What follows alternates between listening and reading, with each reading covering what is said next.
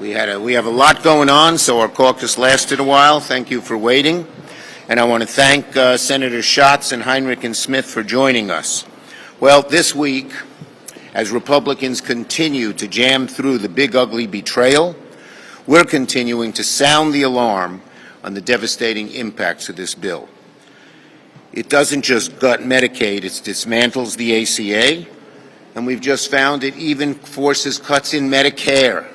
Medicare, so important to so many people, almost sacred, and it cuts that too. In New York, couples covered through the ACA would pay almost $3,000 more a year. People hate it when their health insurance goes up, and it's going up a lot because of the big ugly betrayal. Private insurance will also go up. You say, well, I don't have Medicare, I don't have Medicaid, I'm safe. Private insurance is going up as well. All of this to pay for tax cuts to billionaires. It's no secret that this awful bill would rip away health care from 16 million Americans, steal food from children, balloon the debt, but it would also kill millions of jobs and skyrocket costs. And this week, that's what we are focusing on. It's not just health care costs that would go through the roof. Energy costs will be soaring. American households will pay up to $32 billion more for their energy. Starting next year, Americans will see a 10% increase in electricity prices, so will small businesses.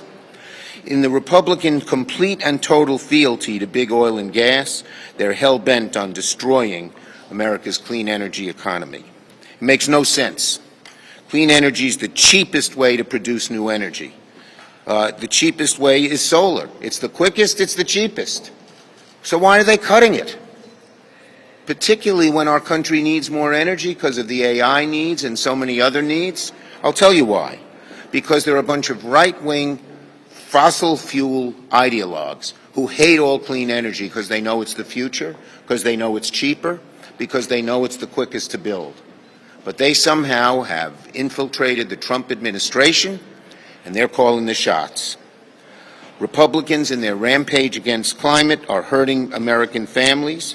Republicans who claim to fight for jobs and families back home should oppose any proposal to do this. Look what we're talking about here, a bill so awful, so ill-conceived that House Republicans had to pass it in the dead of night. But now that Americans are finally learning what's in it, they have to go back again to fix it. Senate Democrats are committed to fighting this bill every way we can. That's why in the last few weeks we have doggedly made the argument that the House Republican bill doesn't meet the requirements for privilege in the Senate. This is the first argument in reconciliation, privilege. It has to fit the committees.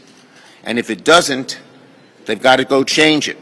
Well, we made the argument that the House Republican bill doesn't meet the requirements for privilege, and Senate Republicans were forced to concede it's true.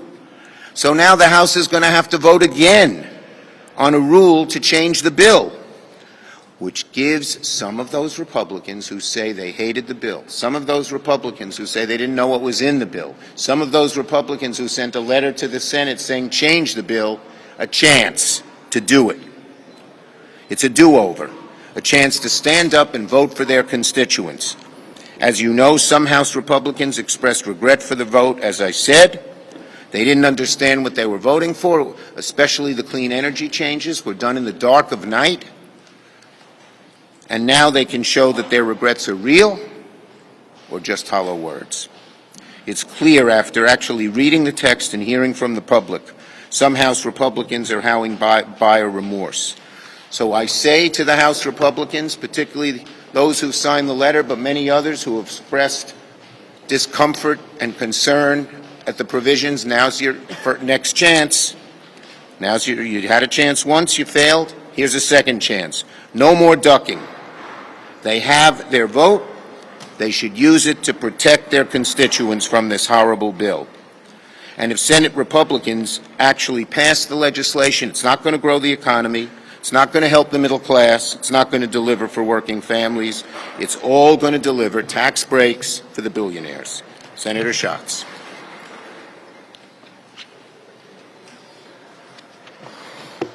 This bill is going to create shortages of food, create shortages for health care, and in particular, we want to emphasize the shortages in electricity that this is going to cause.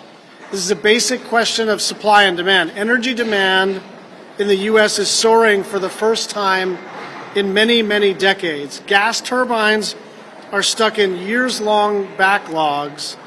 There's more investment in clean energy than in fossil fuel projects, and yet Republicans are racing to kill those clean energy projects to come online. Set aside for the very moment we are in the question of fighting climate change.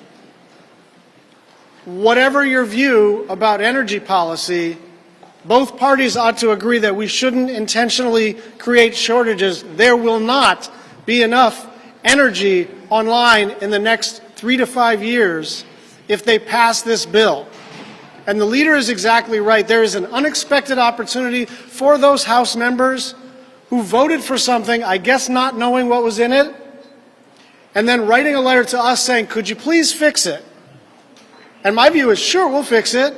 But the thing is, you guys get to vote this week to establish in 3 dimensions that you actually disagree with eviscerating the clean energy tax credits. You just put that in writing. You had some deniability after you cast your vote to say, look, it was a big bill, it was a fast process, and we're just at the beginning of this. Would you please fix it? You guys get to fix this. You guys get to vote in rules, and then on the House floor to put your vote where your mouth is. Thank you, Senator Schatz. Who's next? Senator Heinrich. Thank you, Leader. As Senator Schatz said, the conundrum we're in with electricity right now is that we haven't been in this supply-demand space since air conditioners became a widely available technology. That was the last time we saw the kind of growth in demand that we're experiencing right now. On the supply side, the place we find ourselves in right now is one where if you want to order a combined cycle natural gas turbine, if you ordered it yesterday, you're going to get it in 2030 or 2031. If you want to build a new API 1000 nuclear generating station, as the president has said he does, it's going to take you 5 to 10 years to actually build that. If you want to do the geothermal stuff that's taking off in Utah and to some extent in New Mexico, that's scaling slow. It's going to be 5 to 10 years before that stuff is at scale. So if you look at this incredibly increased demand from artificial intelligence, from electrification, from the surge we've seen in manufacturing, and you look at the supply that's coming onto the grid in 2024 and what's coming on in 2025, well over 90% of that is actually renewables plus storage. And that's the case because it's the cheapest, fastest to permit and fastest to build. So if you start throttling back 90% of your supply at a time when demand is going through the roof, what's the impact of that? And I'm here to tell you the impact is electricity bills are going up. They are going up all across the country, and Republicans are going to own that. Because there is no world in which we throttle supply like they are doing right now, especially with this reconciliation bill, but in 5 or 10 other different ways as well, and you don't see those electric bills go through the roof. IRA tax credits are the biggest piece of that, but it's not the only one. They've basically eviscerated the agencies that finance or permit many of these things. They said they wanted to build nuclear. The only nuclear that's been built in the last 30 years is what we just saw happen in Georgia. And that happened because of the Loan Program Office, where they've lost half the staff and defunded it in the president's budget. If you want to produce oil and gas, you need somebody at the Bureau of Land Management who can actually pick up the phone about a permit. They have chased people out of the Bureau of Land Management. You add that to the kind of permitting abuse that we've seen with Empire Wind, a fully permitted multi-gigawatt project, and then you throw in some steel and aluminum tariffs just to make the what natural gas projects are in the books even more expensive. This is a perfect storm of higher electricity rates. And if they pass this reconciliation bill without changes, they're going to own every bit of it. Now, Senator Smith. Thank you, Senator Schumer. Thanks, everybody. So President Trump promised Americans that he would lower the cost of housing. But today, renting a home, buying a home is more expensive than ever. And the big, beautiful bill, so-called, is going to make that worse and not better. In this bill, deep-pocketed corporate landlords and private equity firms will be getting big tax breaks, while people who have worked hard and have saved up the money that they need to buy a home will find that a mortgage is higher and harder to afford. Just think about mortgage costs for a minute. The cost of a 30-year mortgage for a Minnesotan looking to buy a home would go up more than $18,000 because of the provisions in President Trump and the Republican tax bill. What's this about? The huge deficits in this bill are going to drive up the national debt, and that's going to drive up mortgage costs for everyone. Not only will mortgage rates go up, but Trump's budget would cut rental assistance by almost 40%. So for working people, this means folks that are working really hard and trying to hold it together, trying to afford their lives, are going to be hurt. There is something seriously wrong when the Republicans' bill subsidizes the very same private equity firms and big corporate investors that are buying at homes around the country and making it impossible for regular folks to compete to buy that starter home. But instead of unrigging the system so that it's fair for people, this big, beautiful bill makes it worse. It raises costs for middle-class people, not just on housing, but also on energy and utility bills and food, and regular Americans are going to be paying more, while big corporations and rich people get all the tax breaks. That's Trump and Republicans' big, beautiful bill, and it's wrong, and Americans do not like it. Thank you, Tina. All right, I'm ready for some questions. Yes, down there. Conservatives sent a memo to Senate Republicans yesterday saying the big bill isn't doing down for the reign-in activist judges. Do you have any response to that? And also, have you heard from the parliamentarian yet on the contempt? Well, first, we had one victory in this area even before the bill started, because the Republican proposal that would not allow a court decision to be in effect nationwide was outrageous. We made arguments that we were going to make sure the parliamentarian knocked it down, and before it even got to the parliamentarian, they pulled it out. On this latest proposal, that would basically take away the ability of the courts to enforce the law by changing contempt, we are going to go before the parliamentarian, make a vigorous, strong argument against it. We think it does not meet the need. We think the birdbath will make it fail.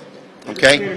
Yes. Thank you. Senator Fetterman has said that Democrats have lost the moral high ground by insufficiently condemning the LA riots. What's your reaction to that? The bottom line is that violence in the riots is outrageous and should never happen. Full stop. That's the bottom line, and anyone who commits violence or breaks the law should be fully prosecuted. Having said that, Donald Trump bringing American troops and American Marines in against American citizens is not only provocative, it's not only dangerous, it really threatens the bedrock of our democracy. Yes. If Republicans fail to pass reconciliation in time by the X date and need to negotiate with you, what would you ask in exchange for that bill? Not debating hypotheticals right now. Leadership. Yes. Will you be making an endorsement in the New York City mayor race?